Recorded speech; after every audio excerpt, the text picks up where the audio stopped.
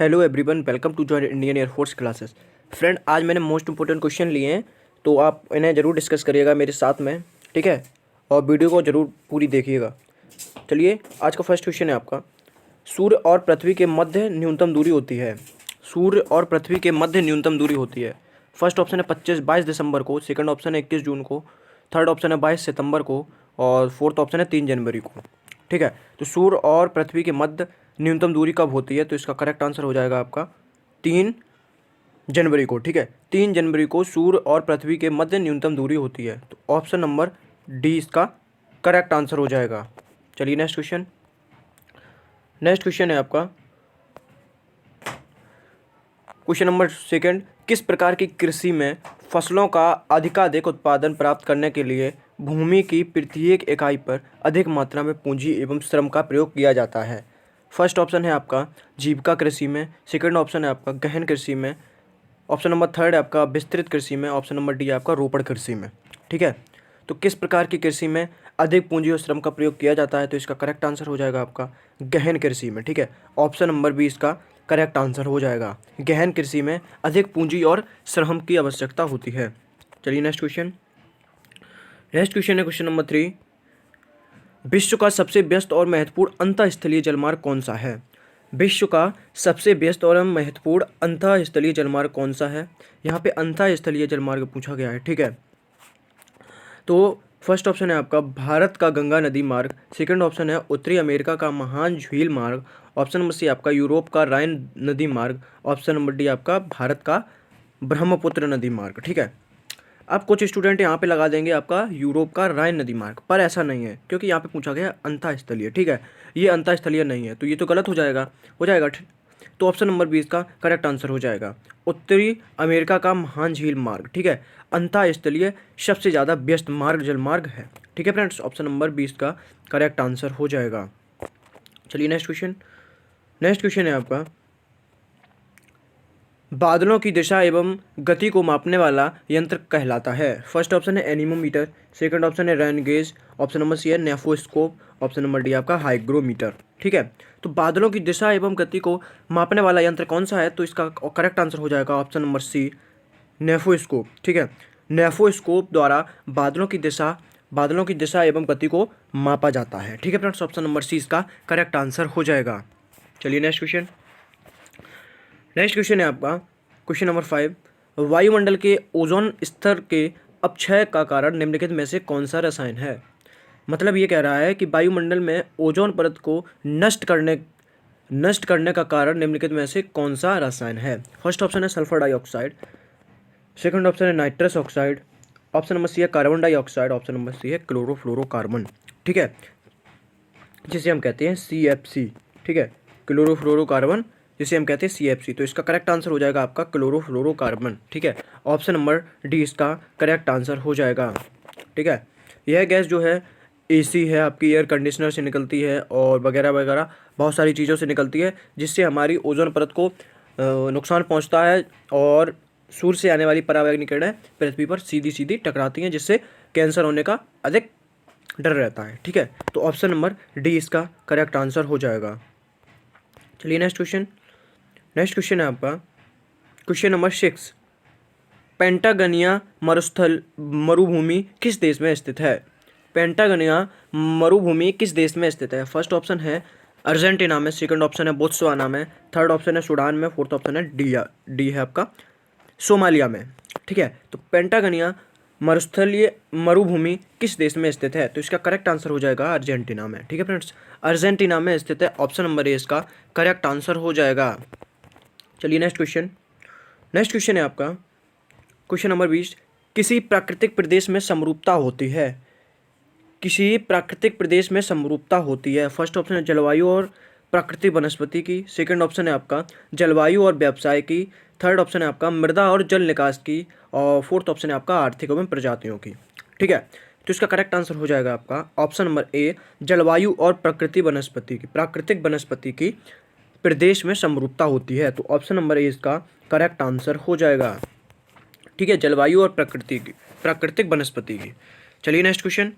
Next question है आपका question number 8, महाद्वीपीय प्रभाव सिद्धांत के प्रणेता हैं।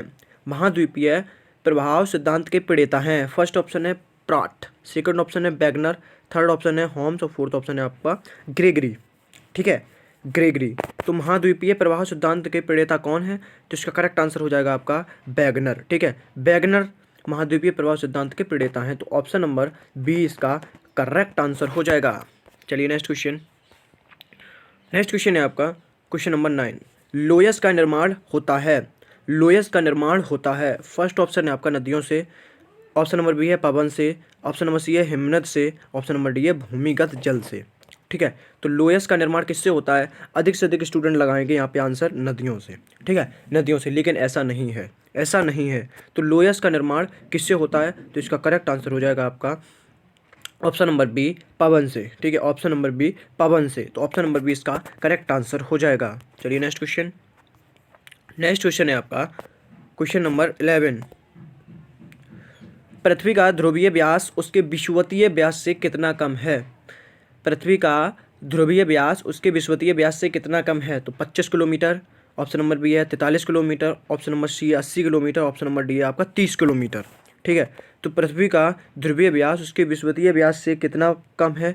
तो उसका करेक्ट आंसर हो जाएगा 43 किलोमीटर। ठीक है, 43 किलोमीटर कम है ध्रुवीय व्यास उसके विषुवतीय व्यास से, 43 किलोमीटर कम है। चलिए नेक्स्ट क्वेश्चन। नेक्स्ट क्वेश्चन है आपका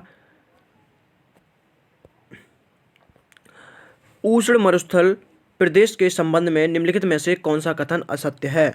ऑप्शन नंबर ए है इसका विस्तार महाद्वीपों के पश्चिमी भाग में 15 डिग्री से 30 डिग्री अक्षांशों के बीच पाया जाता है।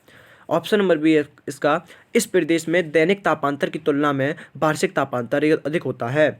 ऑप्शन नंबर सी से इसे सतत कठिनाइयों का प्रदेश कहा जाता है। ऑप्शन नंबर डी आपका इस प्रदेश में जीरोफाइट प्रकार की वनस्पति पाई जाती है। तो फ्रेंड्स इसका करेक्ट आंसर हो जाएगा आपका इस प्रदेश में दैनिक तापांतर की तुलना में वार्षिक तापांतर अधिक होता है। तो ऑप्शन नंबर बी इसका करेक्ट आंसर हो जाएगा। ऑप्शन नंबर बी इसका करेक्ट आंसर हो जाएगा। चलिए नेक्स्ट क्वेश्चन। नेक्स्ट क्वेश्चन है आपका वायुमंडल में सर्वाधिक कौन सी गैस मिलती है? वायुमंडल में सर्वाधिक कौन सी गैस मिलती है? फर्स्ट ऑप्शन है ऑक्सीजन, सेकंड ऑप्शन है हाइड्रोजन, थर्ड ऑप्शन है नाइट्रोजन, फोर्थ ऑप्शन है कार्बन डाइऑक्साइड। ठीक है, तो वायुमंडल में सर्वाधिक कौन सी गैस मिलती है? तो इसका करेक्ट आंसर हो जाएगा आपका सर्वाधिक नाइट्रोजन गैस मिलती है। ठीक है, सर्वाधिक नाइट्रोजन गैस मिलती है। उसके बाद मिलती है आपका हाइड्रोजन, उसके बाद मिलती है ऑक्सीजन, उसके बाद मिलती है कार्बन डाइऑक्साइड। ठीक है फ्रेंड्स, ऑप्शन नंबर सी इसका करेक्ट आंसर हो जाएगा। चलिए नेक्स्ट क्वेश्चन। नेक्स्ट क्वेश्चन है आपका अफ्रीका की सर्वोच्च पर्वत शिखर माउंट किलिमंजारो अवस्थित है।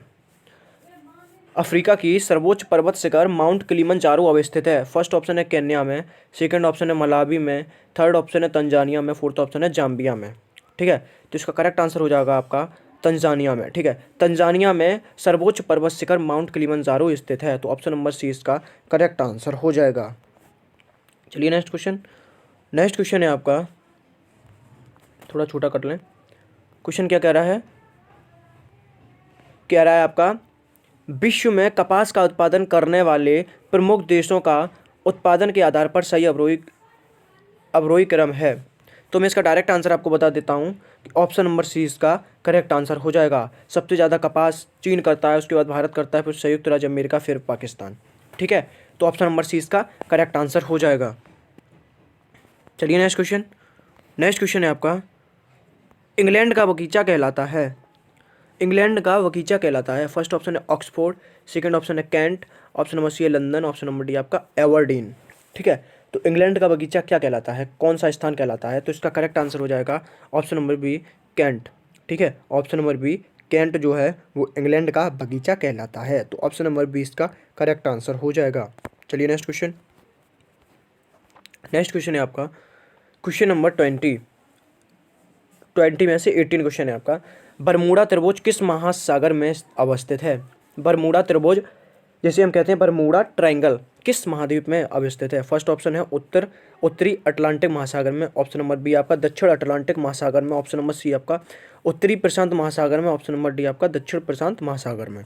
ठीक है, तो बरमूडा ट्रायंगल किस महासागर में स्थित है? तो इसका करेक्ट आंसर हो जाएगा आपका उत्तरी अटलांटिक महासागर में। ठीक है फ्रेंड्स, ऑप्शन नंबर ए इसका करेक्ट आंसर हो जाएगा। चलिए नेक्स्ट क्वेश्चन। नेक्स्ट क्वेश्चन है आपका, विश्व में सर्वाधिक 63% के लगभग भूकंप निम्न में से किस पेटी में आते हैं? फर्स्ट ऑप्शन है परिप्रशांत महासागर पेटी में, सेकंड ऑप्शन है मध्य महाद्वीपीय पेटी में, ऑप्शन नंबर सी आपका मध्य अटलांटिक पेटी में, ऑप्शन नंबर डी आपका हिंद महासागरीय पेटी में।